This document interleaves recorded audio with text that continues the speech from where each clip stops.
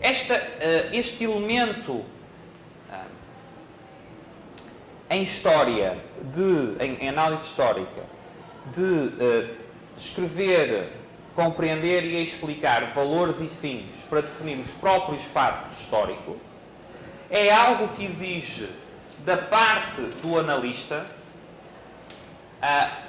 algo a que, numa perspectiva austríaca, podemos chamar um juízo valorativo de compreensão.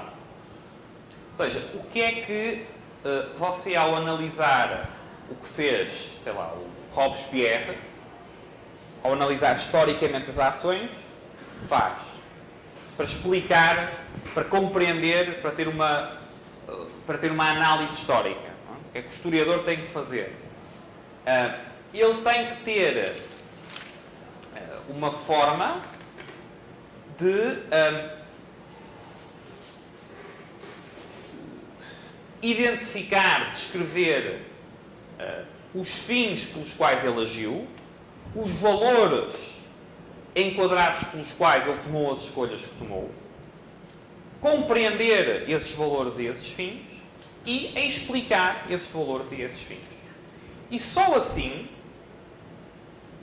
portanto, só com esta análise praxeológica, é que eu posso ter alguma forma de análise histórica sobre, neste caso, a ação do Robespierre na Revolução Francesa. Certo? Portanto, eu não tenho a própria noção de facto histórico implica a consideração da relação entre esses fatos que eu estou identificando e os valores e os fins que estão associados a esse fato. E para fazer este trabalho de descrição, compreensão e explicação, isto implica, na perspectiva austríaca, os tais juízos valorativos de compreensão. Eu tenho que,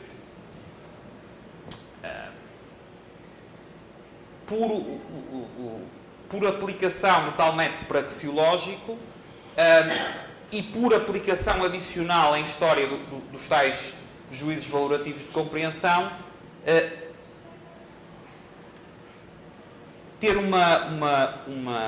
não é uma solução, mas ter uma leitura que inclui, que explica as escolhas que foram efetivamente feitas à luz dos valores e dos fins. Okay?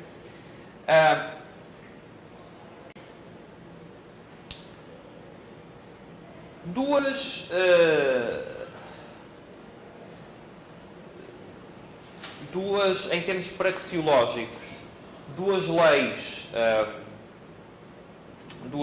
que são também basilares na compreensão da ação são a Lei da Utilidade Marginal Decrescente e a Lei da Preferência Temporal. Ora bem, o que é que nos diz a Lei da Utilidade Marginal Decrescente e em que sentido é que está aqui o elemento praxeológico? Não é? A Lei da Utilidade Marginal Decrescente, mais do que com o consumo ou a produção dos bens, tem a ver com aquilo que pode ser logicamente deduzido do axioma praxeológico. Portanto, se os seres humanos existem, são conscientes, se escolhem, se nessa escolha ordenam valores e fins, e se procuram, na medida das suas capacidades, alocar os meios que têm disponíveis, que são escassos, aos fins que ordenaram, então daqui decorre a Lei da Utilidade Marginal Decrescente, no sentido em que meios escassos serão alocados aos fins mais altamente valorados pelo agente, no momento em que realiza a escolha. Okay? Portanto, a Lei da Utilidade Marginal Decrescente, numa perspectiva austríaca, não é algo empírico, não é algo verificado em termos empíricos, é algo que resulta praxeologicamente, resulta do método praxeológico. Certo? A segunda lei que eu falei, a lei da preferência temporal.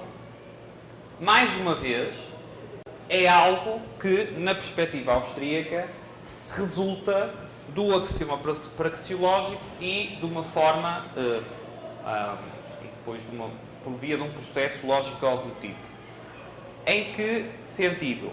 No sentido em que, entre dois bens de características idênticas, o mais prontamente disponível, seja espacialmente ou temporalmente, há de ser aquele que é preferido. Okay? Portanto, a lei da preferência temporal não é algo que eu estabeleço verificando que empiricamente as pessoas exigem taxas de juro positivas. Certo? Não é por essa verificação empírica que eu, por um processo positivista, chego à conclusão, ok, então há aqui uma lei da preferência temporal porque as pessoas exigem taxas de juros positivas e não negativas. Eu não chego à lei da preferência temporal por verificar que é assim que as pessoas atuam. A lei da preferência temporal decorre do axioma praxeológico e do processo lógico-dedutivo que parte desse axioma praxeológico. E daí eu concluo que entre dois bens de características idênticas, o mais prontamente disponível será o que é preferido. E depois o que se passa empiricamente é que as pessoas agem segundo esta lei. Mas a minha percepção de que a lei existe só pode ser conseguida por via do método praxeológico.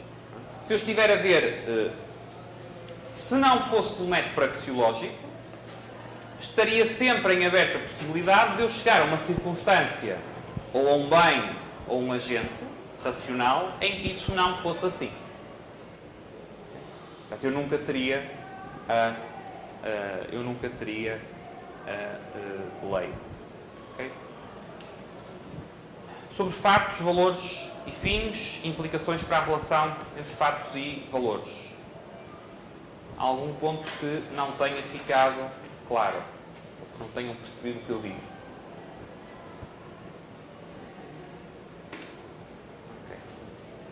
Ora bem, o último ponto que vamos falar hoje, para depois deixar algum espaço ainda para discussão geral sobre esta parte, sobre o conjunto do módulo. Limites da praxeologia. Como eu falei há pouco, um ponto que é também importante na perspectiva austríaca é a relação entre ética, psicologia e técnica ou tecnologia. Eu creio que técnica é uma melhor expressão, mas o Rothbard aqui neste ensaio usa technology e, portanto, eu coloquei técnica ou tecnologia, ainda que me pareça que tecnologia não é a melhor palavra do ponto de vista epistemológico para descrever o que ele quer falar. Ora bem, começando pela questão da praxeologia, recordando que vimos sobre praxeologia. O que é praxeologia? É o conjunto de deduções lógicas que eu faço sobre a categoria conceptual da ação humana, partindo do axioma praxeológico e dos axiomas auxiliares. Okay? O que é que distingue a praxeologia da ética? Distingue a praxeologia da ética é que a praxeologia não se pronuncia sobre os fins do indivíduo. A praxeologia não se pronuncia, não tem nada a dizer sobre os fins que o indivíduo escolhe. Agora, em termos éticos, o conteúdo da ética tem algo a dizer sobre as escolhas que o indivíduo deve tomar e os fins que deve escolher. Qual é que é em ética aristotélica, qual é o conceito clássico, não é? O conceito da vida boa. O que é o conceito da vida boa? É, no fundo, a reflexão sobre como é que a vida deve ser vivida, não é? Que finalidades e que tipo de escolhas ligadas a essas finalidades é que devem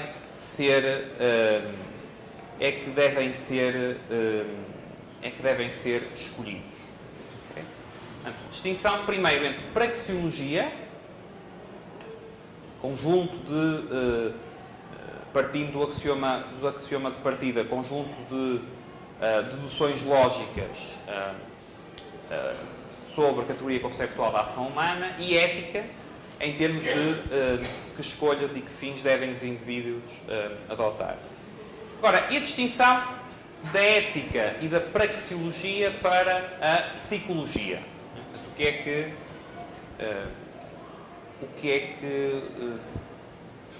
que distingue a praxeologia e ética da psicologia? A psicologia o que explora é as razões pelas quais os indivíduos adotam os fins que adotam, certo? E como fazem as escolhas. Por isso é que eu estava a dizer há pouco, na questão da análise técnica, que mais do que historicismo, ou do que a procura de leis históricas, teria a ver com um conjunto de aplicações ou de hipóteses em termos psicológicos, no caso sobre a conduta dos investidores, no contexto dos mercados financeiros. Ou seja, quando você diz, tem aqui uma resistência, se esta resistência for quebrada, vai ter determinadas consequências, o que é que está por trás disso? Está uma determinada interpretação de como é que os indivíduos escolhem, qual o processo psicológico, quais as condicionantes ou os elementos psicológicos que estão subjacentes às escolhas que fazem. Ora bem, e depois o tal quarto elemento que o Rothbard no texto aqui que referi chama, no Individualism and the Philosophy of Social Sciences, chama Technology. Eu creio que seria melhor chamar técnica, pelo menos em português seria claramente preferível chamar técnica. O que é que distingue esta terceira área que está também fora do método praxeológico? A técnica tem a ver com a escolha e com a operação dos processos concretos, operacionais, que eu utilizo para atingir os fins escolhidos e concretizar as escolhas feitas. Okay? Portanto, tem a ver, está a um nível mais operacional. Se eu quisesse tentar ver as quatro áreas, não é? Portanto, eu teria ética, o que os indivíduos deveriam escolher, teorias sobre o que os indivíduos deveriam escolher, não é? O conteúdo da tal, se quiséssemos falar em termos aristotélicos, da tal vida boa. Depois podia ter psicologia, no sentido de compreensão das razões do porquê de os indivíduos adotarem determinados fins e realizarem determinadas escolhas, e realizarem as escolhas de determinada forma.